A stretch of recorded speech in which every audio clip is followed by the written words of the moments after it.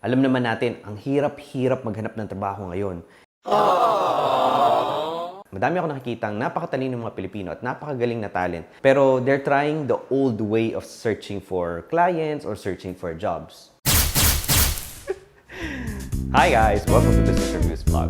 Today, pag-uusapan natin ang freelancing or virtual assistants. Naalala ko nga, dati nung unang sumikat yung mga BPO, may negative impression pa sila. Shame! Yung BPO ngayon, VA ngayon. It won't harm you to know what the new trend with employment is. Ang pag-uusapan natin, number 1, what is freelancing in general? Number 2, what are the typical freelancing jobs? How do I fit a particular freelancing or VA job? We'll also talk about rates. Pag-uusapan din natin ang scams sa industry na to kasi meron din mga scammer dito. Let's get started. So, ako nung nagsimula ko dito, inisip ko, ano ba yung virtual assistant? Ano ba yung freelance? So, ang iniisip ko, executive assistant, secretary yung iniisip ko. Hindi malayo doon yung general VA, pero madaming different types ng VA. So, for me, nakita ko na anything and everything that people are willing to pay for, that they need help with. So, meron silang underlying problem. Napansin ko ng VA jobs is everything under the sun na nahihirapan ng ibang tao gawin. So, balik rin natin. Gamitin na yung mindset na yon. Isipin natin, ano ba yung huling service na pinagbayaran ko? Nagbabago yan depende sa who's paying for it. Sometimes, yung opportunity cost ng time nila is sobrang laki na that they need help. Meron kang mga problema na hindi ka willing pagbayaran. Kung wari, madumi yung sahig. Problema yan, di ba? You don't really pay for someone to do that unless siguro napakalaki nung space mo at sobrang tagal nun at sayang oras mo, then you probably would hire someone to do that for you. The other thing you have to think of is, what problem am I solving for? I made an extensive video about this. I just literally look and solve for problems. Yun lang ginagawa ko. And some people are willing to pay for that. So I made a video about this here. Yan, panoodin nyo yan. Very important yung mindset na yan pagdating sa ganitong industry. The other thing you have to think about is the payer able to pay for it quickly? For example, may butas sa kalsada. Yan yung imbornal. So mabaho, nalalaglag yung mga kotse, nasira. Gusto mong isolve. Sino magbabayad sa'yo? Government. Madali bang magawa yon? Hindi. In those cases, may problema na hindi kayang bayaran ng madali ng ibang tao. Kasi usually, meron yung mga rules, may mga iba pa yung dinadaanan na proseso o red tape. Hindi yun actually madaling solvean. Another thing you have to think about is, itong problem na to, is it recurring or a one-time thing? Yun yung malaki nagbago ngayon. Dati kasi you have to hire someone for long term. Tapos pagka wala ng problema, ano na mangyayari, di ba? So, very important yung mga temp. Ganun yung pumasok yung mga VA or freelancer. Kapag naghahanap ka ng security, dapat ang hinahanap mong problema is recurring or kailangan ina-address all the time. Another thing you should think about pag naghahanap ka ng freelance job is, are there ready roles around it? Kapag pumasok ka sa isang bagay, tapos medyo wala pang standard, unless sobrang galing mo, hindi mo masa-standardize yan. Merong mga expectation ng mga tao, meron silang kanya-kanyang term. So, dapat yun yung malaman mo, ano ba yung sinesearch nila na term para maghanap ng ganitong type ng tao. The other thing you have to think about is, for the person you're trying to solve the problem for, am I making money for them? Am I losing money? May general segment of business na tinatawag ng upstream at downstream. Magkakaiba yan, pero generally I would say upstream is making you money. So, nandito yung sales funnel mo, nandito yung operations mo. Right? Somewhere middle stream or downstream pag binibenta ng product or service nung company na yon. Another thing you have to think about is pag naghanap ka ng freelance job, yung problema na ba na hinahanap mo, is it something you can address right now? In some cases kasi you need a team to do things. For example, kailangan nilang gawa ng end-to-end system, hindi mo kaya mag-isa yan. Kahit i-hire ka at sobrang galing mo, hindi mo kakayanin ng sometimes at the same pace na kailangan nila, mapapasama ka lang kasi nagbigay ka ng wrong expectations or pinaisip mo sila na kaya mong gawin pero hindi pala, nagbayad sila sa'yo, disappointed sila. So, isipin mo din yun. Let me wrap this part up on what freelancing and VA is. Generally, it's a solving for problems. That's how I see it. This is my definition. Well, what's important is, at the end of it all, hindi ka nalilito kung ano yung value na dinadala mo sa mga kliyente mo. Value in problems. Ito yung very important thing that you should take into consideration when you're doing VA jobs. Kasi some people don't understand na mawawalan sa trabaho kasi wala pala silang value na nadadala. Or, hindi nila naintindihan kung how they play into the bigger picture. O nga palang kailangan ng VPN para ma-access ng international sites. Ito yung ginagamit ko. Mabilis sila at consistent yung connection. ExpressVPN. At meron akong 2 packages na kinuha sa kanya. Pwede gumamit ng up to 5 devices at the same time. Pinoy din yung mga CSR dito at mabilis at maganda yung customer service nila. Try mo for 1 month, ang makikita mo yung difference niya compared sa ibang VPN. Mas consistent, mas mabilis, at mas maganda yung support nila. Click mo yung link sa description ng video. Try mo lang for 1 month. Highly recommended ko to. Pag-usapan naman natin ngayon yung mga types ng jobs. So typically, ito yung makikita mo mga VA jobs. Ano ba yung mga VA jobs? Depende yan kung gaano kalaki yung client mo, at saka kung nag-scale up na sila or may fixed roles na sila, etc. Web scraping, copywriting, content creator, sales funnel expert, Facebook ad specialist, Google ad specialist, texter, project managers, cold callers, assignments manager. Meron din mga social media manager. Meron din mga community manager. Merong virtual assistants in general or general VA. Meron din mga customer manager. Merong operational virtual assistant, may executive virtual assistant, invoice or accounting, SEO specialist, SEO. Search Engine Optimization. Ad hoc. Sometimes there are ad hoc tasks, language, ESL, yung mga ganyan jobs. Industrial design. Papa-AutoCAD ka ng bagong mesa. Nagpapa-AutoCAD pala ako dito sa friend ko. Ginagawa niya ng custom table. Interior design. So, nagpapagawa ka ng bahay one time lang naman, di ba? Content creation, video editing, photo editing, app developer, UI UX designer, website creation, coder or QA. Sometimes the nature of the work will help you get jobs. An example of this is market information or RPO.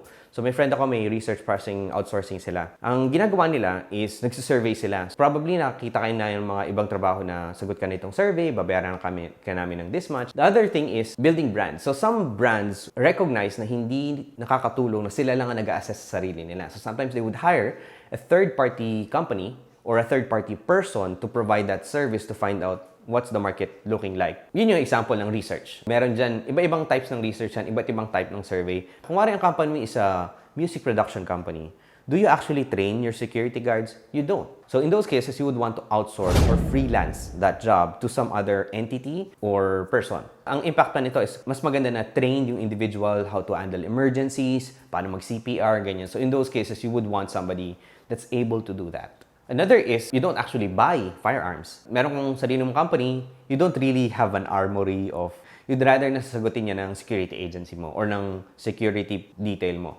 Another thing that causes people to hire outside is third-party audit. Some countries actually require a particular way of auditing a company, its products or practices. So in those cases, ina-outsource yun to third party. Internet security company ka, pwede mo assess sa sarili mo. Pero parang sinabi mo, magaling ako. Kailangan din may third-party audit to make sure na yung mga findings nyo are valid. Another example nito in the Philippines is data protection. So data protection, kailangan every company should have its data protection officer. So if you want to do that, there's a training I attended before GK Global Knowledge. I think they were asking for like 12 for one tier and then they have different tiers. Those are opportunities you can take. I wanted to share the roles and the typical reasons because you would have an idea, ano ba yung pwede kong pasukin? Kung wala pa rin, you can continue watching the video. Nahihiya ka ba at napapaisip magtinolang manok every time nagmi-meeting ka ng madaling araw at may tumilaok? Try mo tong crisp noise cancelling software for 1 month for free by clicking the link in the description below. Let me bring up a very important point. Kung papasok sa isang freelance job, kailangan mo malaman, am I a good fit for it? And then you have to think like a recruiter. They usually have to look for certain criteria. Sometimes yung mga tao hindi binabasa yun and sobrang nakakainis sa HR, hindi nila binabasa na hindi sila fit. And generally, these are the things that you're looking for. Knowledge, skills, attitude, culture, ability, and capability. Kaya ko bang gawin to? Nagawa ko na ba ito before? So knowledge is alam mo. Alam ko na may Internet Explorer. Alam ko kung ano ang Google Chrome. Can I equip myself with the knowledge right now? May mga hinara ko ng VA, no? Nagbayad na sila, libo-libo, para sa ganitong training. They just got the same information I'm telling you right now or may konting revisions. Pero wala pa silang specialized skill na magagamit nila pag nag-pitch sila sa isang company.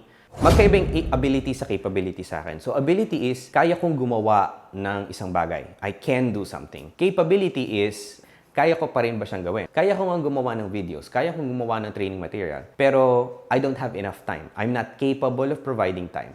Tahimik ba yung lugar mo? Capability din yon. This is so unfair din sa mga ibang nagre-recruit kasi apply ng apply, pero wala palang capability. So, wala pala silang PC to do that. Magaling ang magbenta, magaling ang magsalita, pero wala siyang PC, wala siyang internet connection to execute on the job. So, in that case, mismatch din.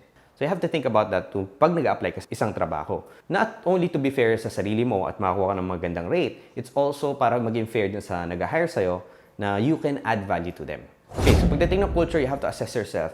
Am I the right fit for this? In terms of personality, behavior, attitude? What about culture? This is something you have to be very honest with yourself, at if you don't, mapapahama ka lang din. Masasayang mo oras nila, tapos pag na-bad trip sila, syempre impacted yung ibang tao. Kasi kapag ka narinig nila, uy, sa Pilipinas ko na yung kinuha yung VA na yan, hindi honest yung mga yan. So nagiging issue yon kasi you're actually impacting other people's work. Masama yun. Don't do that. So for example, yung mga ibang tao, hindi nila ma-attain yung mga ginagawa ng mga sales. Ganito lang pala kumuha ng personal information ng bagong list. Alam mo yung mga sinasagutan sa sa supermarket, 'di ba? May mga raffle promo. Yung mga yon, binibenta lang yun eh. Yung mga sinasagot mo. Those are some sales strategies na some people don't really like doing. Self-motivated ba ako? Kailangan ko ba ng engagement? Kailangan ba merong pa-party palagi? Kailangan may nakikita ko palagi? May nakakausap palagi? One of the things you ask is, can I do things properly without guidance? Right? Number one. Number two, can I keep myself awake when I need to? Do I have the habit of sleeping properly on time? If you're voice-based, can I do the honest and right and best thing to do when nobody's watching? Another thing you should ask yourself is, why are you trying to apply for this? Kasi it might not fit your future goals. So something that you have to put on the table then when people are hiring you. When you're trying to go for a freelance job, you have to equip yourself with training. How do I start? Have I addressed that problem before? Also, kapag bago sa'yo yun at hindi mo pa ginagawa before, so you're knowledgeable, but mahirap mag-demonstrate. In some cases, madali yan. For example, content creation, papakitaan mo, ito yung ginawa ko. Madaling i-demonstrate. Some skills are very difficult to demonstrate. Katulad nga ng sales, no? Kailangan naka-video yon or kailangan naka-audio na naririnig ng, ganito pala siya magsalita. To demonstrate this, magpapakita ka ng outcome or magpapakita ka ng actually ginagawa mo yung talking in the language ng ano yung mga CRM na ginamit mo, ano yung mga ERP na ginamit mo. One thing you can do is actually show certifications. Kung meron kang certifications or finished training, maganda na pakita mo din yun. Adds to your credibility. Try it somewhere similar. What you can say is, for example, gusto mong pumasok sa may content creation. Start doing it before you even ask for payment. So, gumawa ka ng sandamakmak na artwork. Pag nagawa mo na yun, makikita mo na nag-i-improve ka na din, tsaka meron ka ng portfolio na papakita sa kliyente mo. How you demonstrate this in an interview is different right now. Mga sales agent, hiningan sila ng mga voice clip. Kung marunong ka magbenta sila, gumawa ka na ng voice clip mo, mag-send ka na ng recording mo. Yung iba pa nga, gumagawa ng video nila, di ba? So if you need help with that, actually, I do that service. I help you create your video pitch. Ang daming content creator, no? Pag nagpapagawa ako sa kanila, wala silang demo reel. Hindi ko mapakita sa client. Hindi ko mapakita yung feedback ng previous client niya. In those cases, ang hirap nilang ibenta. Another thing you can do is to provide the proof. Previous client referrals is very powerful. Pwede nilang tanungin yon. So, pwede mo din tanungin yung client mo before na pwede mo ba ka-refer dito, bigyan mo ka ng feedback. O pag tinanong ka, binigay kitang client referral, at binigay ko yung number mo sa ganito, okay lang ba? Ganyan. So, a thing I do kasi project manager ako, no? I show the numbers pre and post execution. Show the program, show the website, yung mga natapos mo, show the app na ginawa mo in a video format, para madali sa kanila. Make it easily consumable for people who are hiring for you. Sometimes, you have to think of yourself as a product then. And how you label yourself as a product, your service as a product, is also very important. Para pagka hiningi kayo, ready kayo, ito, ganyan, mabilis ibigay. Package yourself and label yourself very palatably. To wrap up this segment, very important na you know what skills, knowledge, attitude, and values are needed for this particular company that you're applying as a freelance or a virtual assistant for. Be ready to advertise or demonstrate your skills, knowledge, capabilities. Maganda na meron ka ng portfolio. So next part is we're gonna talk about rates. Pagdating ng rates, how much should I get paid? If you're a starter here, charge for a starter rate. General VAs start at $3. Ngayon parang it's becoming $4 and becoming more competitive right now.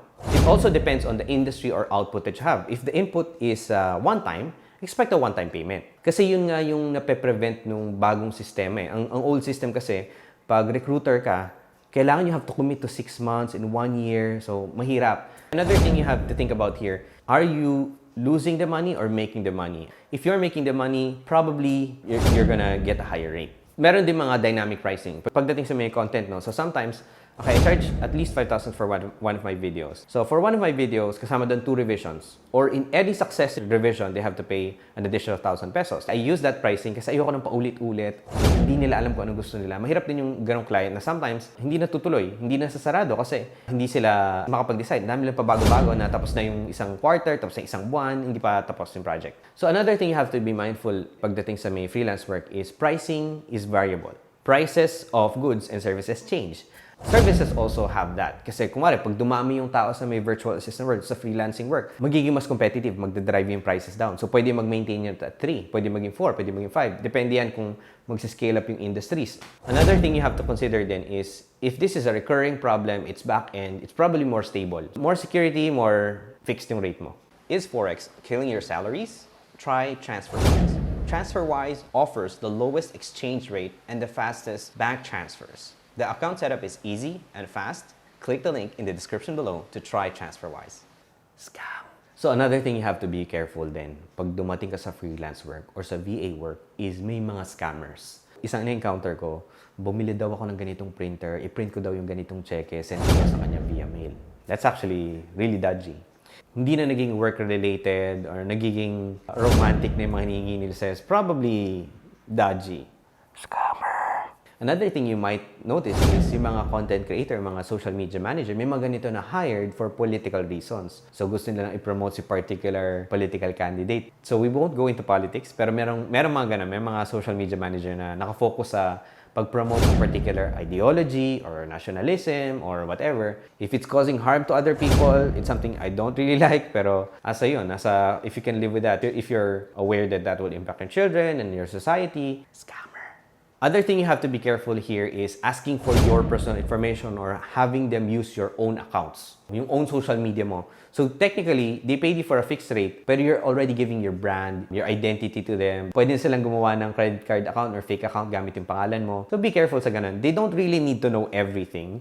Most common dito is ginagamit yung identity mo. And syempre, anong gagawin mo? Another thing is asking for you to pay something initially. Medyo 50-50 ako dito kasi I was really lucky with my first clients. I actually pay the VAs directly. Siya na lang nagbabayad sa akin. He trusts me that much. Making transactions with your own email and also social media accounts, this is pretty common. Para malaman mo kung legit sila, papagamit nila yung access nila or bibigyan ka nilang access ng kanilang system. Yan, isang sign yan, you have to be careful na, uy, parang scam to, gamitin ko daw yung Facebook account ko. Usually, kung may page siya na pinapamanage siya, gagawin kang editor or moderator, parang medyo legit yun. So, yun yung mga scams generally that you have to be careful of. I hope that was helpful. Thank you for watching the Business Reviews vlog. If you have questions about freelancing, VA in general, please consider liking and subscribing to the Business Reviews vlog. Feel free to reach out to me in the comments. I'll respond to them as soon as I read them. You can send a resume to, if it's sales role, make sure you have your audio clip or video clip demonstrating a pitch. Find out opportunity by trying. I think the biggest problem is people just don't try. Keep pushing kasi malalaman mo if it's not for you, if it is for you. Thank you for watching.